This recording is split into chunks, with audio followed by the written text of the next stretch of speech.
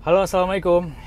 Nggak kerasa udah setahun punya Hyundai Stargazer, dan sejak saya punya Hyundai Stargazer ini, saya belum pernah sama sekali buat videonya. Dan memang sedikit disengaja karena memang saya pengen buat review jujur setahun pemakaian Hyundai Stargazer. Dan saya mau buat disclaimer dulu, di video ini saya tidak dibayar sama sekalipun oleh Hyundai atau siapapun, jadi benar-benar honest review. Nah, di video ini saya akan membahas hal apa yang saya suka dari Hyundai Stargazer, yang saya tidak suka, dan mungkin kita akan bahas ya kesimpulannya lah ya. Dan yang terakhir, waktu itu saya sempat buka question box di Instagram untuk teman-teman yang mau nanya apa aja tentang Stargazer. Nah, itu saya akan bacain satu-satu insya Allah ya. Oke, sekarang mulai dari hal yang saya suka ya. Nah, kalau dari segi interiornya ini, saya suka banget sama tempat penyimpanan Hyundai Stargazer. Dan memang Hyundai Stargazer ini mempunyai storage space yang paling banyak ya. Tempat penyimpanannya itu ada 31. Dan kalau dibandingkan dengan yang lain, LMPV yang lain seperti Expander itu hanya ada 29 ya. Lumayan banyak juga sih. Cuman di sini ada ekstra 2 storage space gitu. Jadi memang niatnya beli mobil ini adalah memang untuk jalan-jalan bareng keluarga. Dan memang sangat nyaman sekali gitu, bisa taruh macam-macam ya, taruh tisu, terus juga cup holder ada banyak banget, kemudian ada colokannya juga banyak, ada di depan, belakang, dan di row ketiga juga ada. Ya hari gini kan wajib banget ya punya colokan, jadi alhamdulillah di mobil ini sangat banyak. Jadi itu Stargazer ini sebenarnya mengingatkan saya ke Honda Freed ya, nggak tahu kenapa ya, karena tuh ngerasanya ya it feels like home, kayak ya rumah jalan aja gitu. Jadi kemana-mana tuh kerasa ya nyaman aja gitu loh, seperti berasa di rumah gitu. Nah, sementara Honda Freed itu kan nggak, di sini nggak keluar yang versi barunya gitu ya gitu. Jadi mungkin ini bisa jadi alternatif bagi kalian yang gagal move on sama Honda Freed, yang saya tahu lumayan banyak ya. Ya meskipun ini nggak punya sliding door, tapi menurut saya tuh aura-aura itu mirip-mirip gitu ya. Kemudian dari segi interiornya saya suka dengan build quality, menurut saya lumayan bagus ya, terutama di bagian pengoperasian AC-nya ini. Nah, jadi ini ada kombinasi antara touchscreen sama tombol fisik juga. Nah, ini saya suka banget karena mungkin kebanyakan mobil itu sekarang udah didominasi dengan touchscreen ya. Nah, ini tuh masih ada tombol fisiknya, terutama untuk bagian AC. Jadi kita kalau mau naik turunin suhu tuh masih ada tombol fisik ya, jadi nggak harus ngeraba-raba. Di sini juga sangat mudah, dan untuk build quality juga bagus ya, dilapisi dengan doff warna abu-abu gini ya gitu. Nah, kemudian infotainment systemnya. Nah, saya suka banget sama Apple CarPlay-nya ini, menurut saya sangat reliable. Mungkin pernah sekali atau 2 kali itu sempat susah disconnect ya, susah connect ke HP gitu, jadi ke disconnect sendiri, tapi itu sangat mudah. Itu hanya software glitch doang ya. Jadi solusinya adalah satu, pertama bisa matiin mobil dulu, kemudian nyalain lagi. Kemudian kadang-kadang itu malah software HP kita yang belum ke-update gitu, jadi susah connect bluetoothnya. Jadi itu sangat simple, no issue. Kemudian BlueLink sama SOS ini bener-bener fitur yang safety sama life saving. Nah, kenapa life saving? Jadi ini ada saya ingin sharing sedikit. Jadi anak saya Umar pernah kekunci di dalam Stargazer gitu. Jadi dia emang ya emang anaknya nggak mau diem. Terus tiba-tiba dia masuk ke dalam mobil. Terus tiba-tiba dia bawa kunci ke dalam juga. Terus tiba-tiba mobilnya kekunci. Nah, itu dia, ya namanya anak kecil ya, itu dia panik gitu untuk beberapa menit. Waktu itu Diana sampai manggil saya gitu.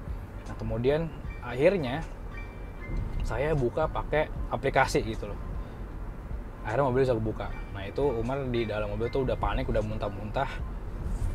Nah, itu kalau misalnya nggak ada aplikasi di HP itu, saya mungkin harus pecahin kaca gitu. Beneran waktu itu ya namanya juga sama-sama lagi panik ya, jadi nggak kepikiran gitu cara bukanya gimana gitu. So ya itu lumayan life saving. Dan kemudian juga SOS ini itu berapa kali juga kepencet sama anak saya, sama Umar. Dan itu berapa kali saya harus minta maaf ke call center Hyundai, ini maaf sama anak saya kepencet gitu. Dan mereka sangat memaklumi gitu ya gitu. Tapi ya intinya itu beneran ada gitu, call center bener 24 jam dan sangat-sangat responsif gitu. So itu a good safety feature. Oke, kemudian soal dashboard. Nah, ini menarik banget karena banyak sekali perdebatan soal dashboard ini. Ya banyak netizen bilang ini dashboard tuh terlalu tinggi, terlalu menghalangi. Jujur, nggak sama sekali ngalangin, nggak sama sekali ganggu gitu. Karena mungkin yang punya opini itu ngeganggu tuh mungkin belum pernah nyetir mobil ini pertama, kedua pernah nyetir cuman mungkin belum dalam waktu yang lama gitu. Nah selama setahun ini saya sudah bawa ini udah beratus-ratus jam dan beribu-ribu kilometer dan sama sekali nggak ngeganggu tentang visibilitas atau kenyamanan atau apa gitu. Jadi dengan update yang baru ini dengan desain dashboard yang rada nekuk itu menurut saya nggak it's not a must gitu, nggak harus diganti juga karena awalnya tuh dashboard itu nggak ada masalah pada awalnya gitu. Mungkin karena desainnya ya itu subjektif lah ya gitu, ada yang suka ada yang nggak suka. Saya pribadi sendiri saya suka karena ya original aja gitu desainnya, karena cocok dengan filosofi mobil ini, yaitu dia ingin menciptakan suasana kubikel segitu. Jadi kayak di kantor-kantor gitu ada bilik-bilik itu, jadi sehingga privasinya tuh oke. Kita ngerasa kayak apa ya, nyaman sama memisahkan antara dunia dalam sama dunia luar gitu. Intinya sih itu filosofinya Hyundai Stargazer gitu. Dan kemudian untuk jendela belakangnya ini itu bisa kebuka full gitu. Dan kalau dipikir-pikir itu nggak semua mobil bisa jendela belakangnya kebuka full gitu.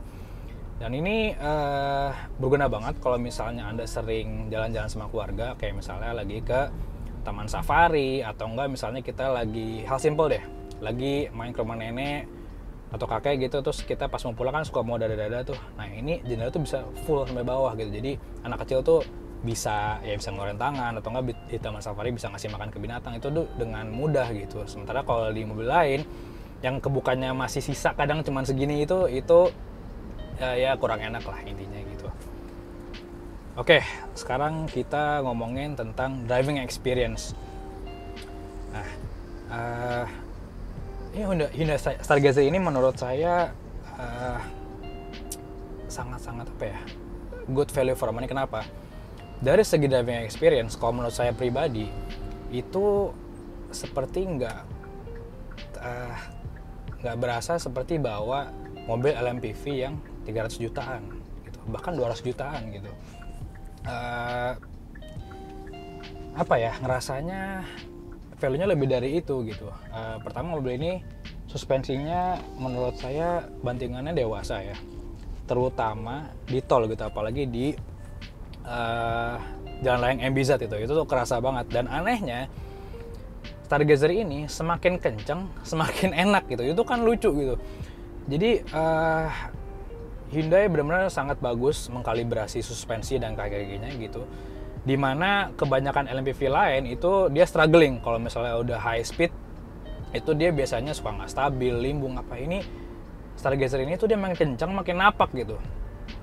Nah itu yang saya suka gitu. Jadi kalau misalnya di kecepatan rendah, kecepatan average mungkin sekitar 60-80, menurut saya Expander lebih nyaman. Sama mungkin lagi di kecepatan di perkotaan gitu ya, kayak 20-30, nah itu suspensi Expander lebih nyaman. Tapi kalau misalnya di high speed di tol ini, wah mantep banget napak, dan menurut saya yang nggak limbung ya gitu. Dan kemudian saya suka sama feel remnya. Ini feel remnya ini bener-bener apa ya, yang nggak seperti LMPV pada umumnya gitu.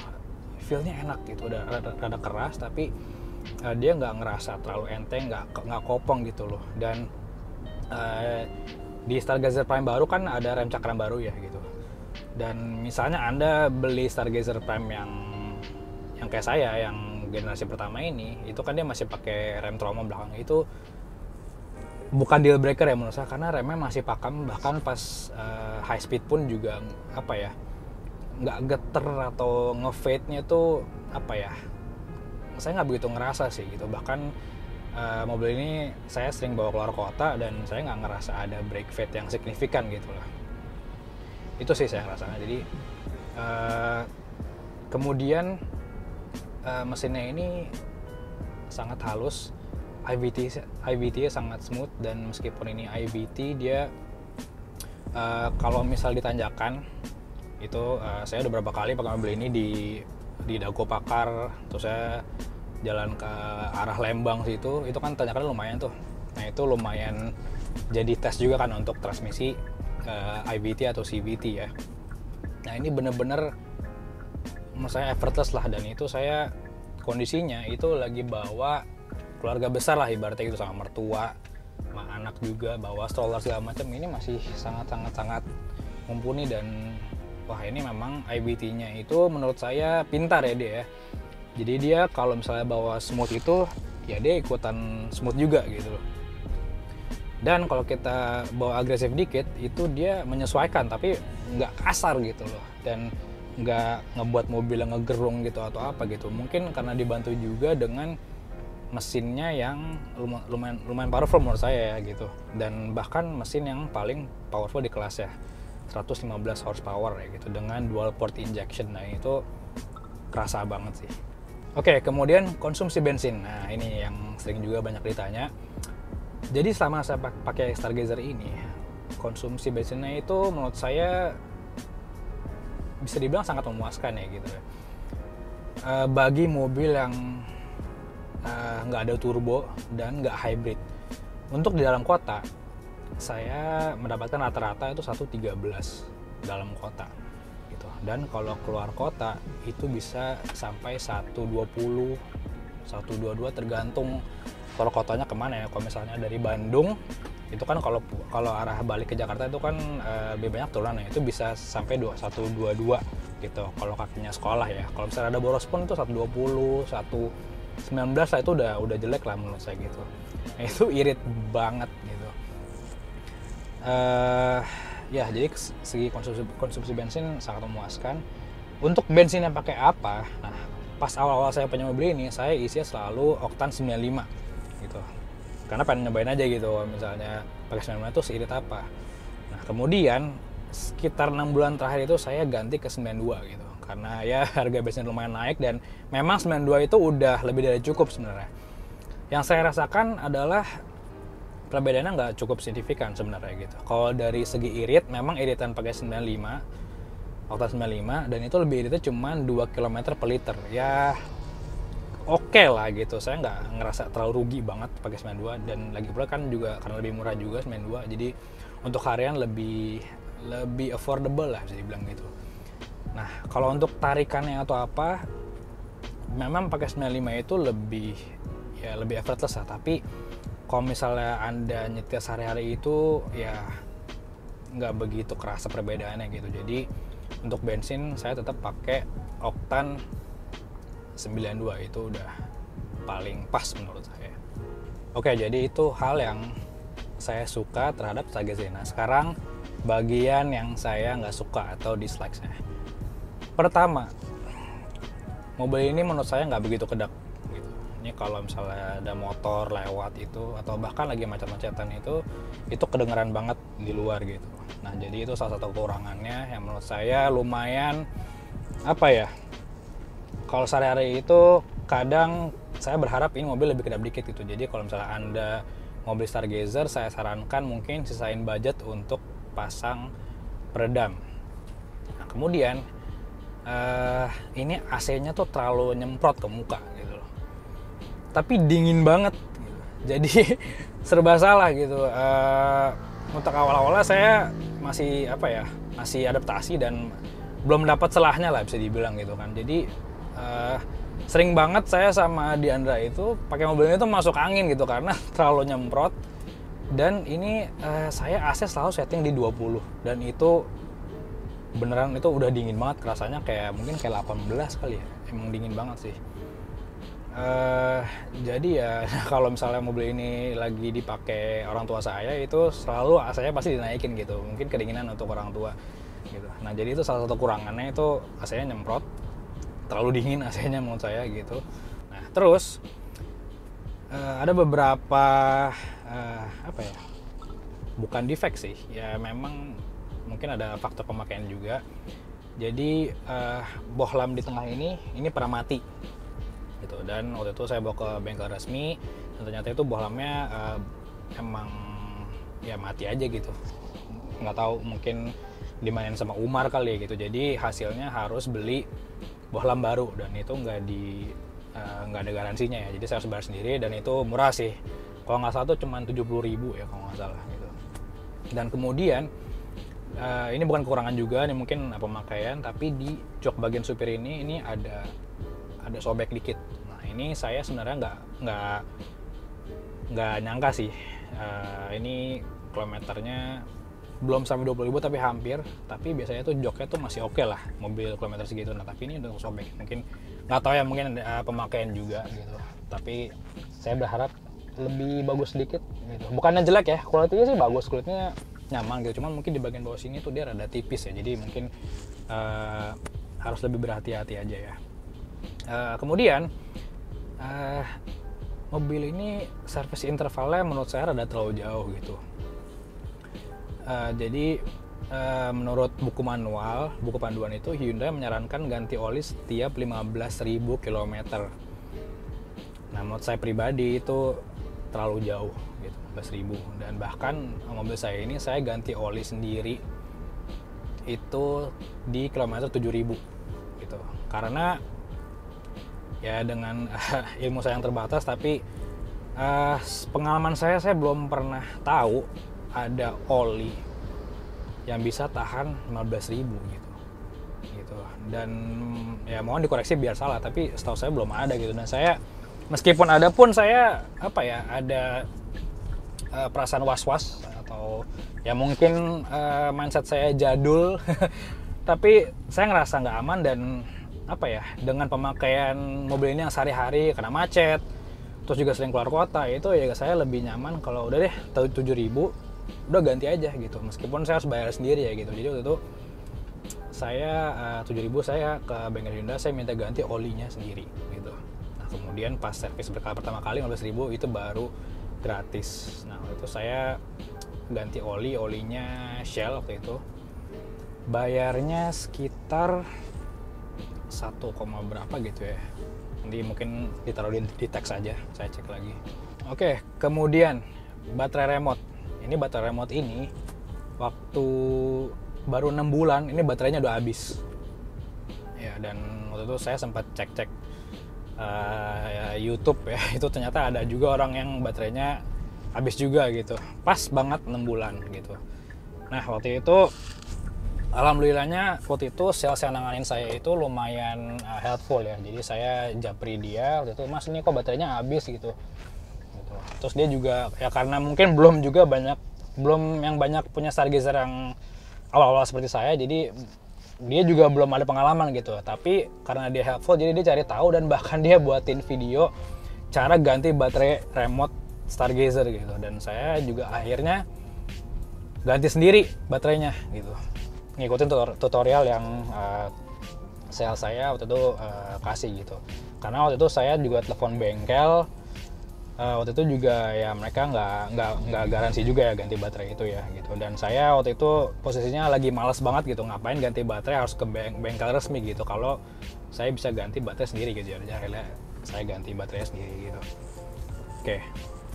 Kemudian Hyundai Smart Sense. Oke, ini memang fitur safety yang lengkap banget gitu, tapi kadang itu mengganggu gitu. Dan ada beberapa yang nggak bisa dimatikan, contohnya kayak forward collision mitigation atau apa gitu namanya. Nah ini tuh sering banget kalau kita mau nyalip itu dia ngedeteknya itu udah dekat dan sehingga dia ngerem sendiri gitu, gitu, padahal itu masih jauh gitu.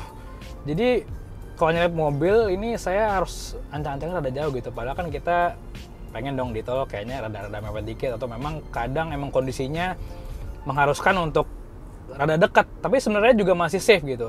Nah tapi sistemnya ini tuh emang bener-bener ya mungkin safety ya, tapi nggak percaya gitu sama kita gitu. Nah itu kadang suka bikin kagok, terus juga bikin kaget, nggak bikin kaget supirnya doang, tapi bikin kaget penumpangnya juga gitu ya. Jadi ya mungkin bisa dibuat lebih less intrusif, atau enggak mungkin bisa dimatiin ke depannya, ya itu saran saya ya.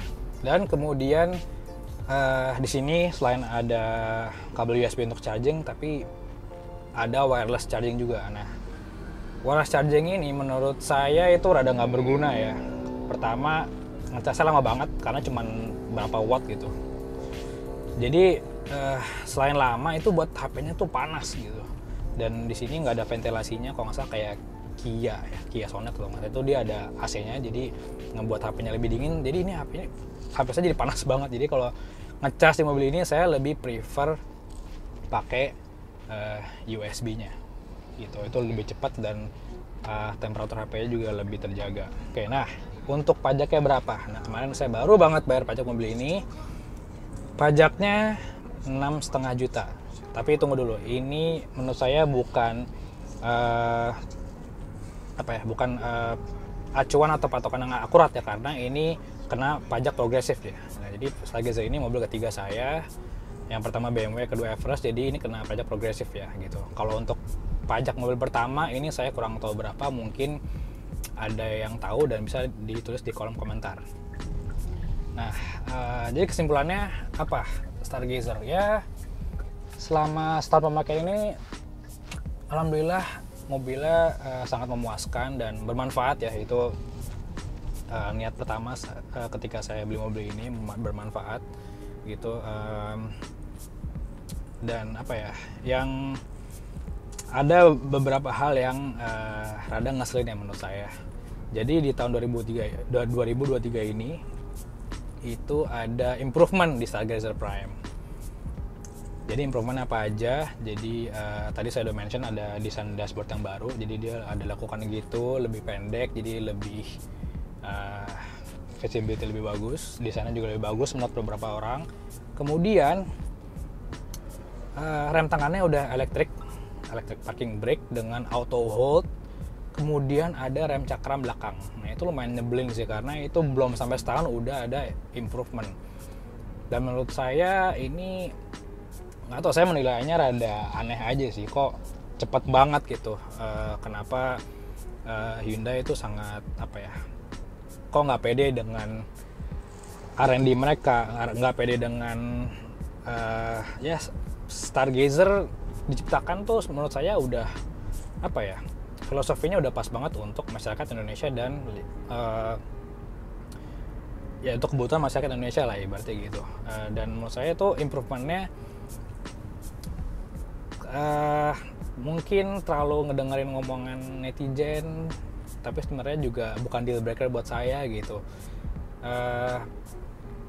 Mungkin kalau saya pengen salah satu fitur itu, saya pengennya malah cakram belakang.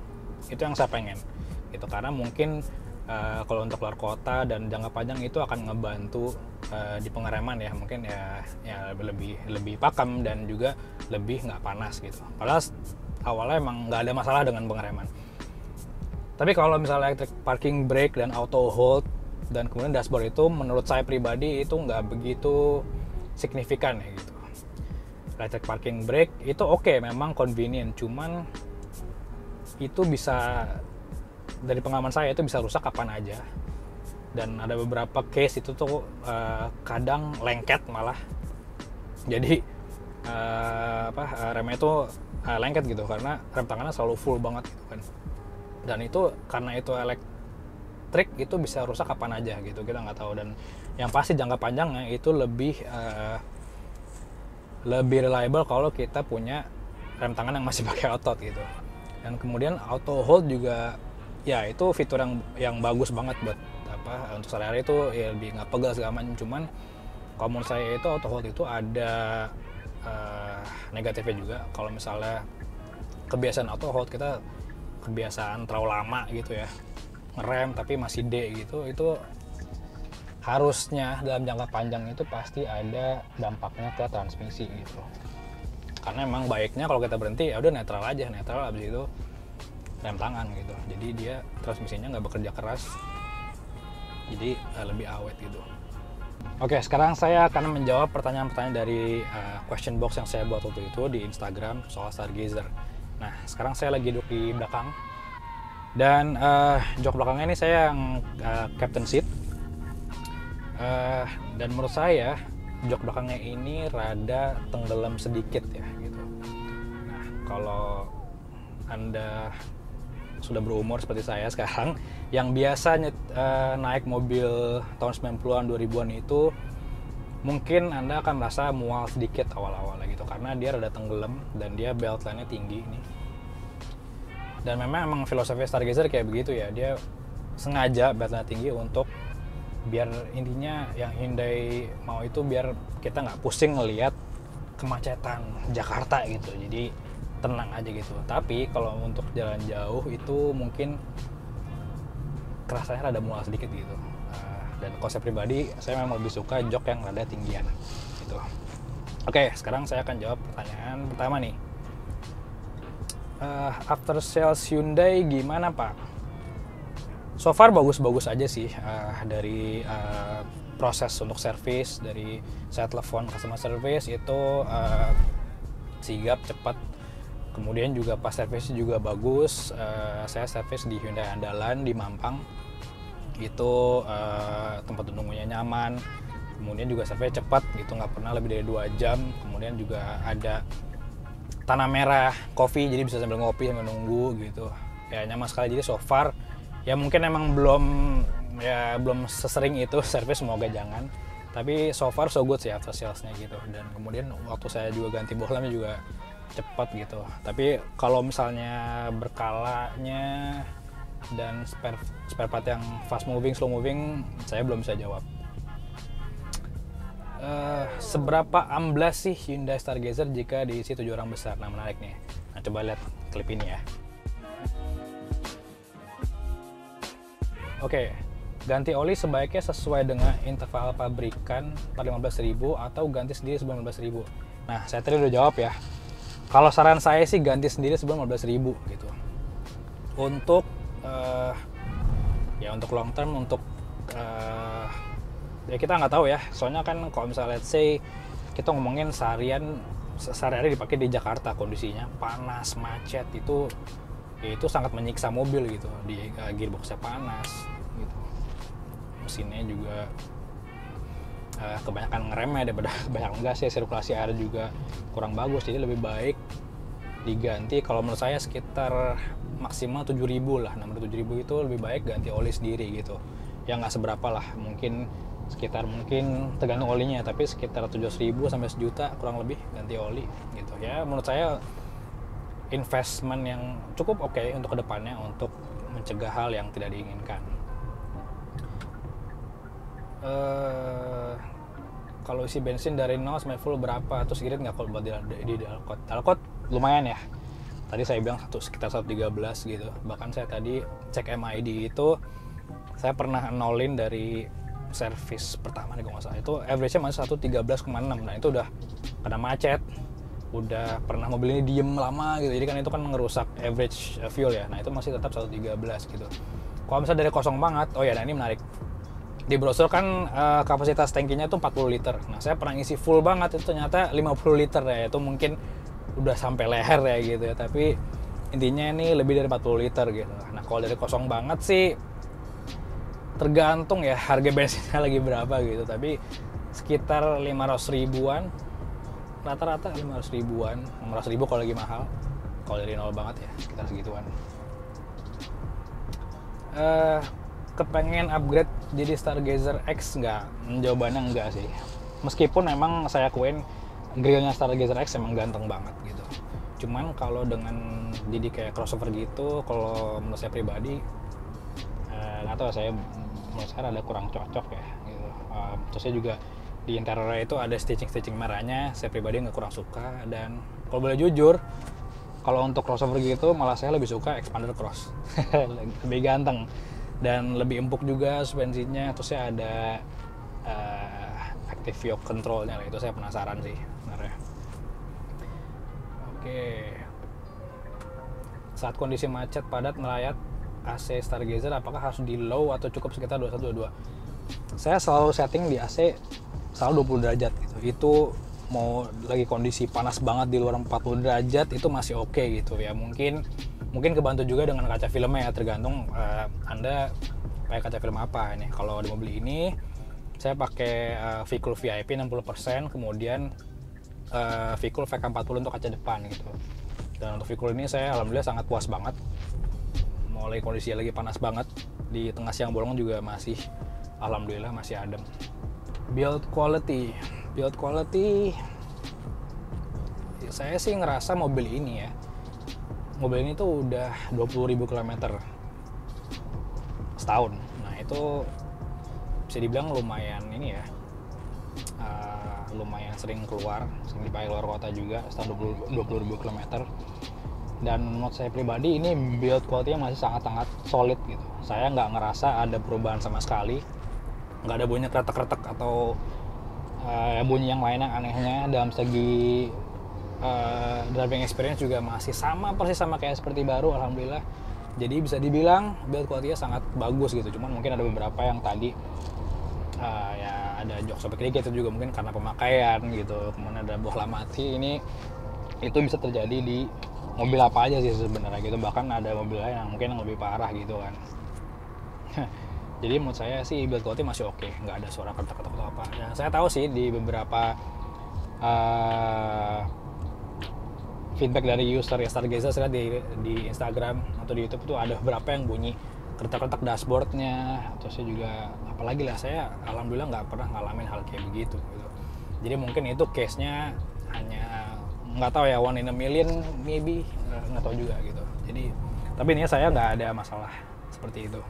Nah ini menarik, top speednya berapa selama pemakaian Pak? Kalau nyetir juga lebih ugal.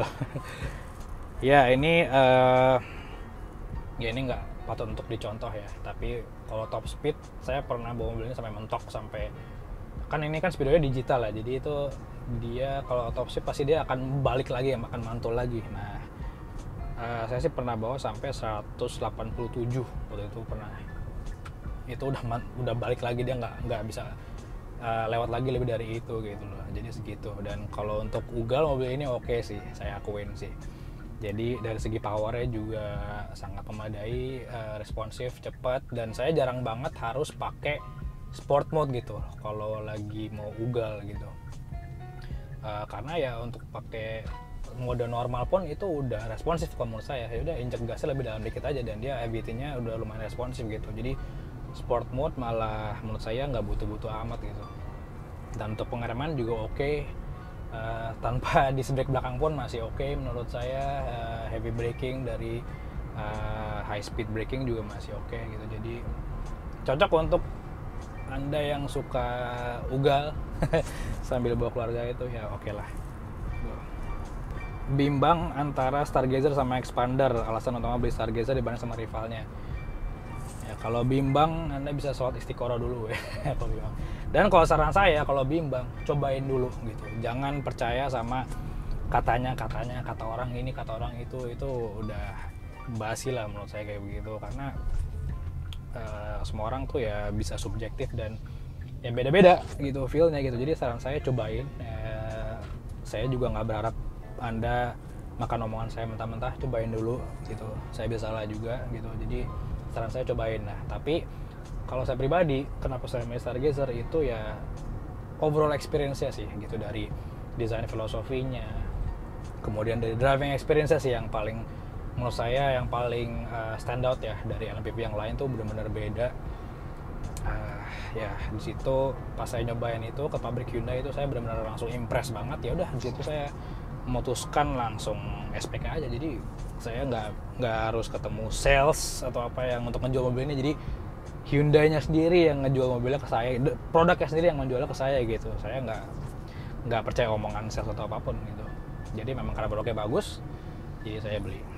Oke, pertanyaan terakhir, dan ada pertanyaan bonus juga nih dari kameramen. Paling jauh kemana Pak? Dan pertanyaan bonusnya, sensasi berkendara jauhnya gimana?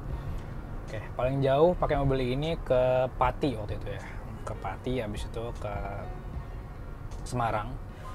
ke Bandung udah berkali-kali pakai mobil ini, dan selama perjalanan jauh itu ke Pati kan lumayan jauh ya, keluarnya di Demak kalau nggak salah, dan itu dari situ tuh masih lewat Pantura lagi gitu. Jadi kombinasinya pas, tol Trans Jawa sama jalanan Pantura, dan itu alhamdulillah sih karena driving posisinya enak, terus mobilnya juga alhamdulillah enak, jadi